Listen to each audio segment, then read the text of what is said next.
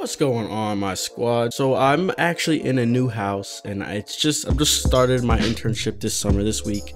So I wanted to get this video out, and there's so much we're gonna be talking about. So that's why I decided just to do a little commentary with some editing on the screen. So, you know, I like to keep my E3 videos with my face, but it's all right. But anyways, let's go ahead and start. What is Sony cooking up, man? E3 2017 is coming soon. All right, ladies and gentlemen, and I have some inside information from you. Now, this is not exactly leaks. This is more so research. Now, if y'all remember my two videos that I've done that have been analyses, if that's a word, we have my Freedom Wars 2 is coming and my Monster Hunter on PS4 is coming. So based off of those two things, I have a lot to talk about. So let's just get right into it. So as you know, okay, E3 2017 is around the corner. And as you can see in the bit of the other videos I've been doing, you know, this is my absolute favorite time of the year. And it's not even exactly just because of the conferences and announcements. It's more so the period before it even happens, when, you know, when there's a lot of speculations, leaks, hopes coming from people and even insiders. You know, that stuff, I almost swore, that stuff just gets me so excited. And if you are sub to me and you've browsed my channel in the past probably few months, you know, you'll have either watched or at least noticed my Monster Hunter on PS4 video. And in that video, we did a lot of speculation and research with the help of my man, H. Brand. My partner in crime for all of this, man. He's the man that does the deep research for the most part, and I'm the man who finally takes all of that stuff he says and compiles it into something that makes sense. So without further ado, what can we expect from PlayStation, Sony, this E3 and even beyond E3? Well, okay, if you've been paying attention to what I just said or to my channel, we know for one, okay, that Monster Hunter is coming. And that has slowly, ever since that video, all me and H. Brand have done is find more information backing this up. So I have some more clues to show you all today.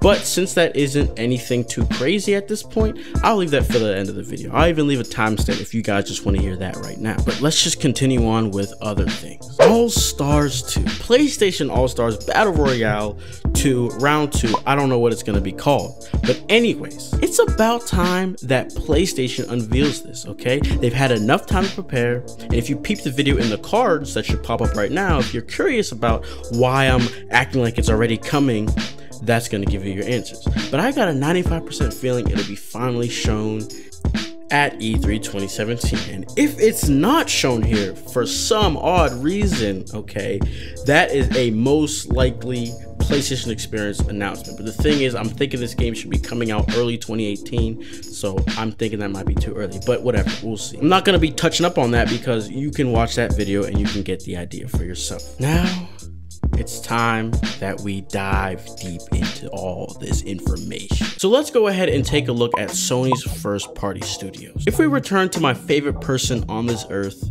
Verendus, who sadly is gone now, he gave us a quote-unquote wish list, which he later told us that is actually a leak list minus 2 titles that were on that thing. And this was back in 2015. So that list ranged from Sony first party studios and some like other games like EA games and stuff like that. But for the most part, it was about Sony. So for starters, before we even get too deep in anything, remember this screenshot that you should be seeing right now. Shuhei Yoshida has already told us that there are many unannounced titles to look forward to, as in look forward to be announced in 2017.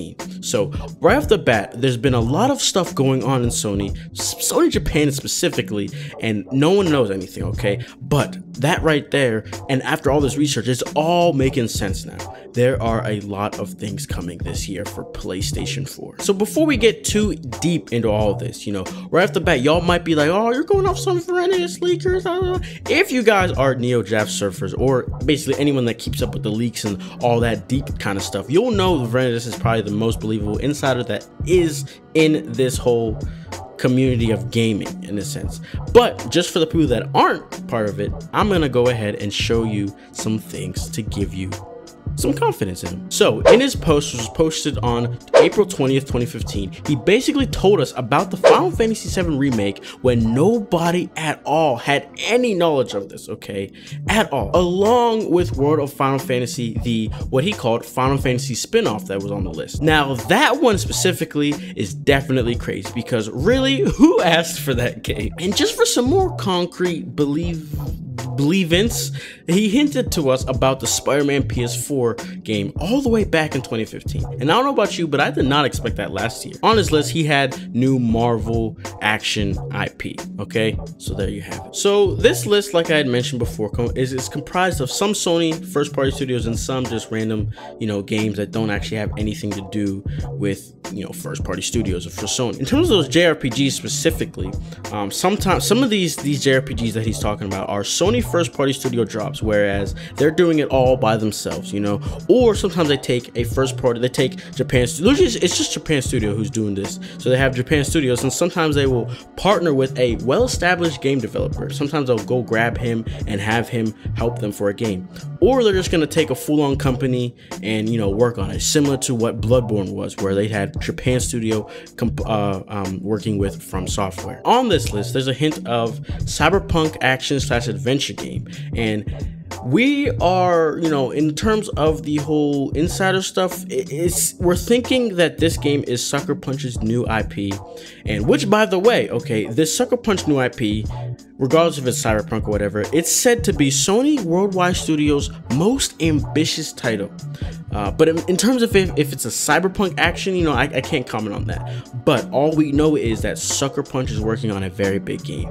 Now, I'm not sure that's going to be, I don't think it's ready to be revealed yet, so I don't think this is coming in E3 2017. But specifically, okay, let's take a look at these JRPGs 1 through 5. One has already been announced, and some other ones should be coming soon. And before we go dive deep, because this is where everything gets very technical and juicy, because these JRPGs are what we can be expecting, and Japan Studio has a lot to show us, and we're gonna see some of that stuff this year. So anyways, I'm not gonna show every single small information, because let me tell you, if I were to put all the information that I have in this video, this would be a 30 to hour long video, okay? So I'm just gonna be talking and just say the results of this research, all the compiling that I did from H Brand's research and all that kind of stuff. So anyway, so if we look at these JRPGs, JRPG 1 was Bloodborne, okay? Verendus let us know on June 30th, 2013 that it should be successful,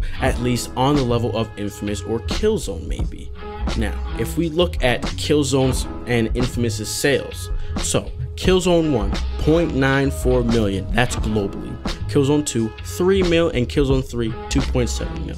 Infamous, on the other hand, Infamous 1, 2.93 mil, Infamous 2, 1.89 mil, and Second Son, 2.82 mil. Now, guess what Bloodborne sold?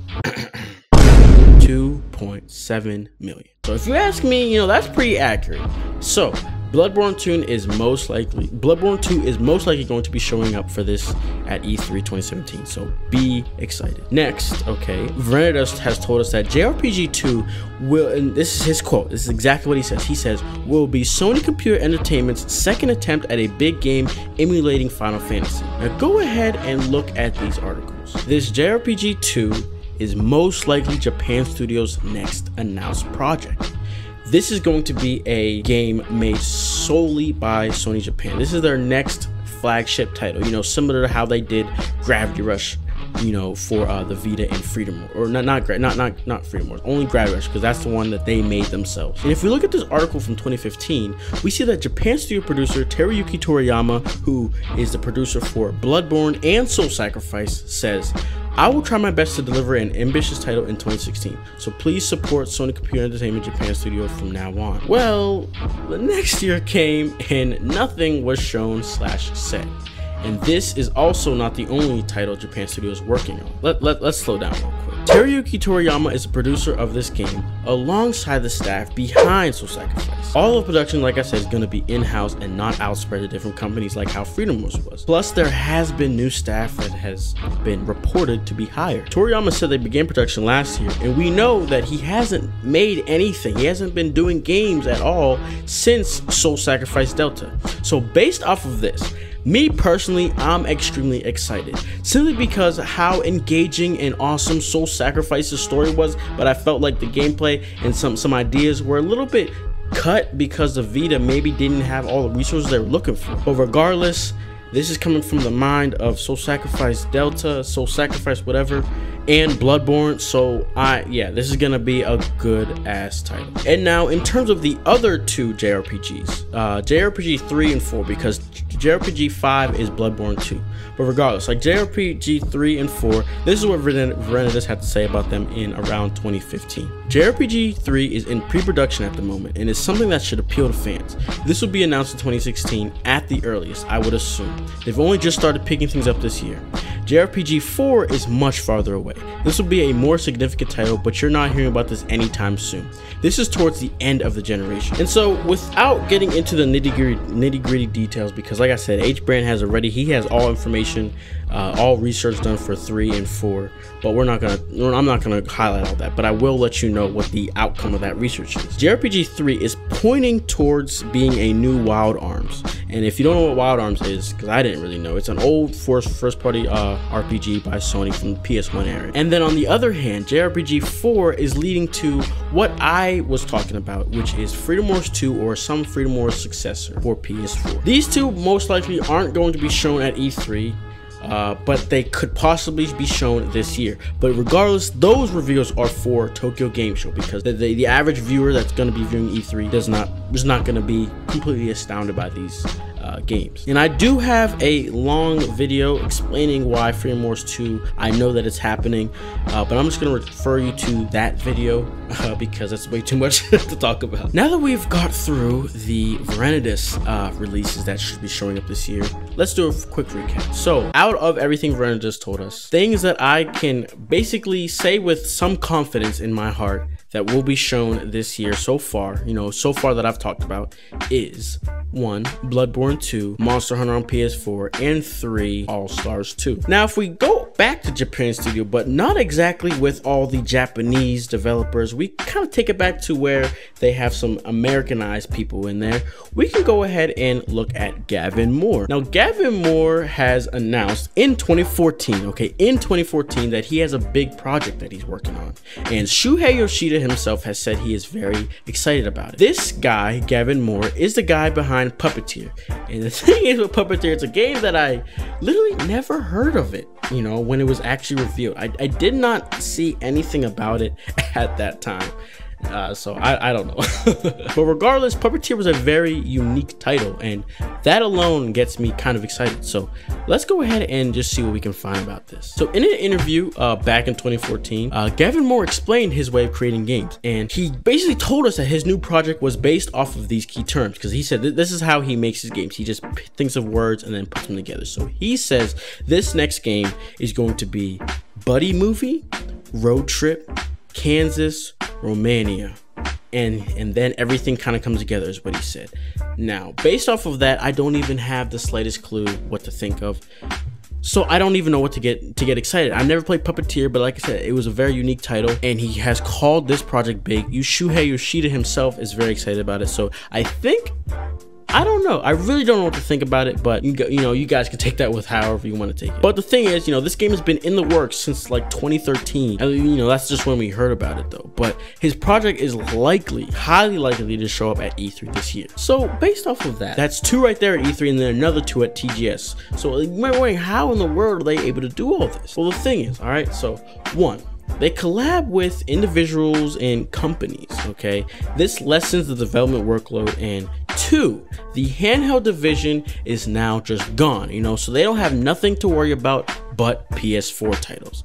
And while at the time of Soul Sacrifice Delta and Freedom Wars releases on Vita, they were juggling multiple consoles and multiple projects at the same time. So it's like now they have more resources and time. And like I said, they have also hired more people. So now, if we were to return to Monster Hunter on PS4, okay, and I can tell you right now, all right, I got some more general clues, okay? So this is basically a continuation from my Monster Hunter video. So where did we leave off again? And on a final note, Hideaki Itsuno tweeted at the beginning of this year that the next project has begun.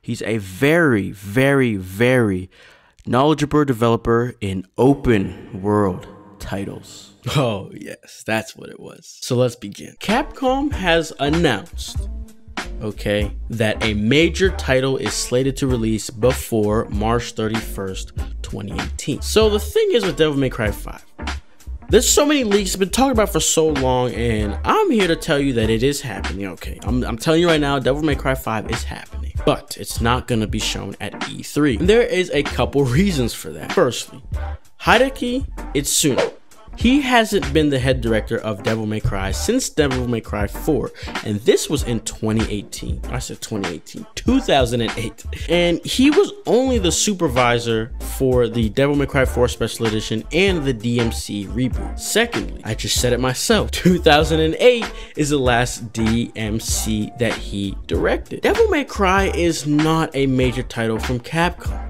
They have only 3 basically of the past few years, okay? We know Resident Evil, we know Marvel vs. Capcom, and I mean, I guess you could say Street Fighter, but you know, that's already out. And what is the only other game that Capcom has been basically making on a yearly, not yearly, but a very consistent basis, huh? Monster Hunter, guys. Monster Hunter. And third, the majority of staff at Devil May Cry is at Platinum Games already, okay? So think about it though. Devil May Cry 4 happened, okay? Some time went by, and then all of a sudden DMC Reboot was made by Platinum Games, okay? So if you didn't know, the founder of Platinum Games is an ex-Capcom employee who left to make Platinum Games, and he brought a lot of Devil May Cry devs along with him. Why do you think their combat, the games that they make, are so just lit now? You know, Nier, Bayonetta, and yeah, you get the idea. And so the reason why this major title leads to Monster Hunter can be basically reverted back to my previous video, because that has all the basics and just very juicy information that is the whole backbone for this whole theory. And if we go ahead and grab all the stuff we talked about in there, assuming you guys watched it, and bring it into here, Hideki Itsuno is the last expert on open world action games at Capcom, okay? And following all the info, you know, like I said from the first video, he is the best man to direct Monster Hunter's new path that they will be taking. They need to collab with Platinum Games to properly make Devil May Cry 5. And we've already had hints, okay, and indications that these two companies definitely like themselves. They have already talked about stuff. You'll see it on your screen right now. Hideki Kamiya is already teasing collaborations about Bayonetta 3 and stuff like that. These companies like each other. There's nothing wrong with them. So the next thing people like to say and think that's coming as a major title to Capcom is Dragon Dogma 3. But this is not the case, okay? This is not the case, most likely because they are focusing on Dragon's Dogma Online 2.0. In a little interview, okay, with the main man, I think he's the producer of Dragon's Dogma, whatever. He's a big man, and he basically is the face of Dragon's Dogma. They ask him, what are your aspirations for the future? And all he talks about is focusing on growing Dragon Dogmas Online and basically polishing it and just making it a better experience for all of their loyal players. No signs of Dragon Dogma 3. So while I do still have some information, I just don't think it's necessary for me to put all of that in, because again, this video could go on forever. But I will leave you off with this last note. Adam Boyes, I think that's how you say it, who is the former vice president of publisher and developer relations for Sony, PlayStation, whatever. He met with Capcom back in 2014 to give a presentation. Capcom's producer Yoshinori Ono tweeted this photo. The picture, okay, shows Adam with Blanca, a Street Fighter character. What do you know? PlayStation got Street Fighter as a console exclusive. And it also shows a cat from Monster Hunter. PlayStation will get Monster Hunter as a console exclusive. You heard it here first. You see, I'm waiting and they hating, and I'm sipping on my tea. Bad bitch walking past, may I stop you, please? And I'm hungry as a bitch, but this life ain't free. If I'm trying to get this money, I can't really shake a tree. I be working, it's a 3:15. When I stop